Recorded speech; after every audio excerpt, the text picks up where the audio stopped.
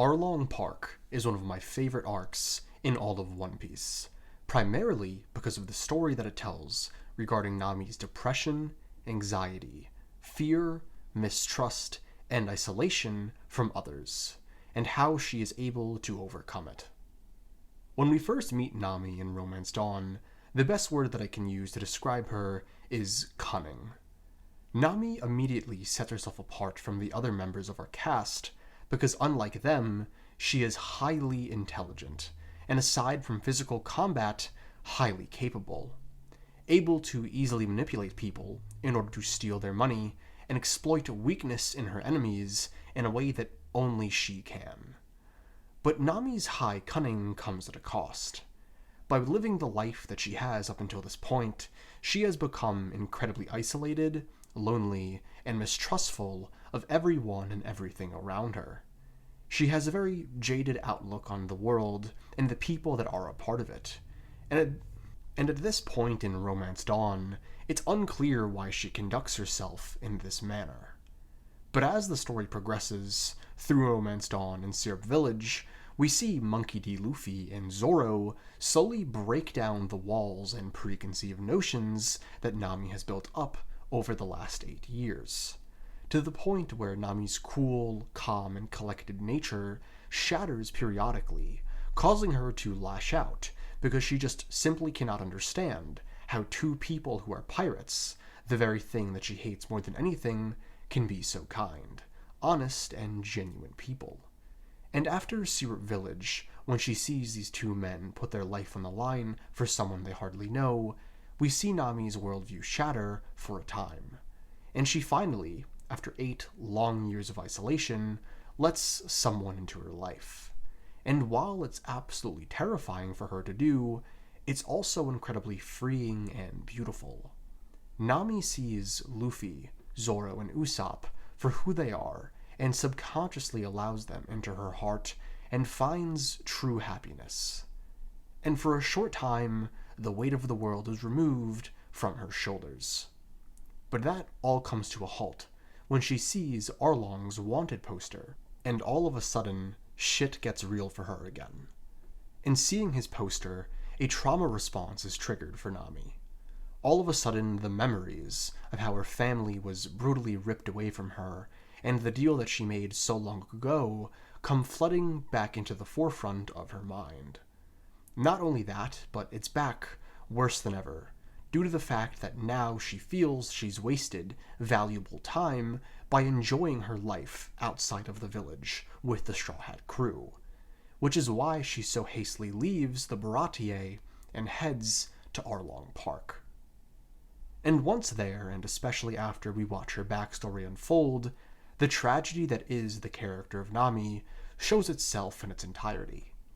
We find out during the flashbacks that from a young age, Nami has had a goal of mapping the entire world, that she grew up on a tangerine farm with an adoptive mother and sister, that from a young age she steals in order to make ends meet, and has a truly unfair and brutally honest understanding of the economic system of not only her own home, but the world at large.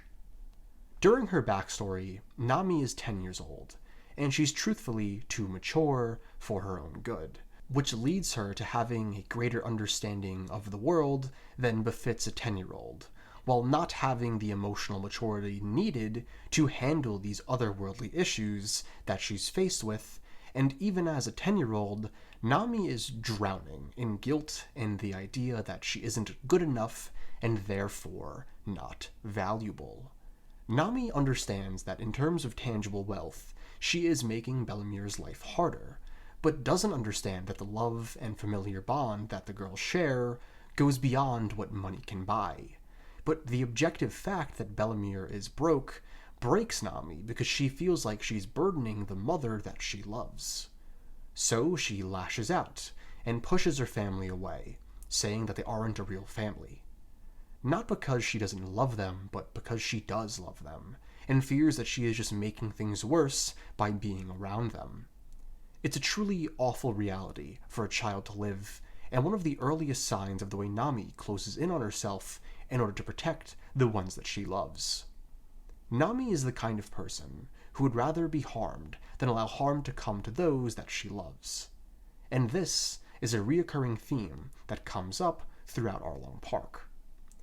First, she strikes a potentially lifelong deal with Arlong that not only causes the village to turn their back on her, at least that's what she thinks, but lands her in the middle of dangerous encounters with pirates, where she is seriously injured and nearly killed countless times.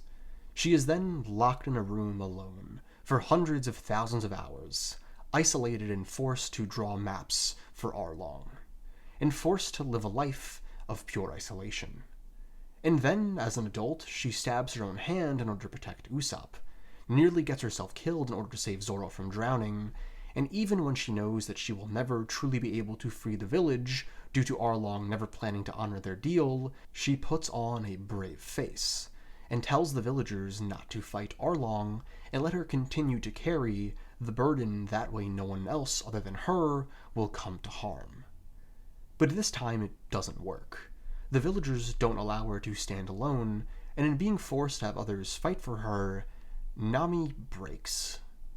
And in looking for some semblance of control, she decides to self-harm, clawing and stabbing at the tattoo that's branded her for so long. Until Luffy shows up. But after Luffy stops her, Nami still, even after everything, refuses to accept or ask for help. Even broken and bleeding, she would rather self-isolate and burden the pain all on her own than risk anyone that she loves succumbing to the same fate that her mother did all those years ago. She tells Luffy to go away, that he doesn't understand, that this doesn't concern him, and yet he doesn't leave. And finally, after all this time, Luffy breaks down the final wall that Nami has had up, and for the first time, Nami puts all of her faith in someone else, and decides to trust Monkey D. Luffy by asking him to help her. And with that, Luffy places the straw hat that he values and loves so much upon her head, symbolically showing her in a way that only he can that Nami isn't only a friend to Luffy, but something more.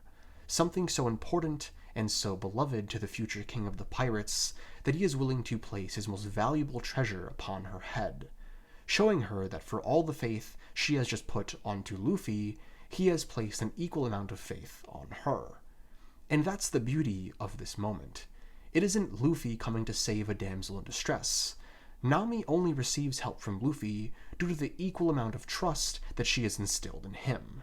In staying true to who she is, in being kind, intelligent, and pure-hearted, Nami subconsciously makes the truest of friends, breaks down her walls of pain, isolation, and mistrust, and saves her village by virtue of being part of the Straw Hat crew. And to be quite honest with you, this moment in Arlong Park is phenomenal and means so much to me. As someone who constantly feels like the weight of the world is on his shoulders, it's very validating to see a character in a media that understands how I feel so intrinsically. And watching Nami develop from someone who is so mistrusting, so cunning, so on the fence about everything, and end up in a position where she fully puts her faith in someone that she loves is so incredibly beautiful and so incredibly motivating for someone who struggles with a lot of the same things that Nami does.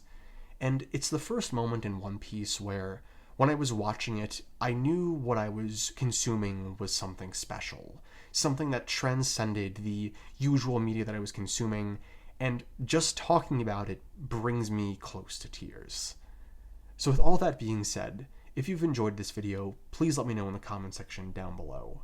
I am very excited to produce more One Piece content, because upon rewatching, I've realized how passionate I truly am about this beautiful manga and anime. So with all that being said, please let me know in the comment section down below what kind of One Piece content you want to see from this channel, and I hope to catch you in the next one. Peace.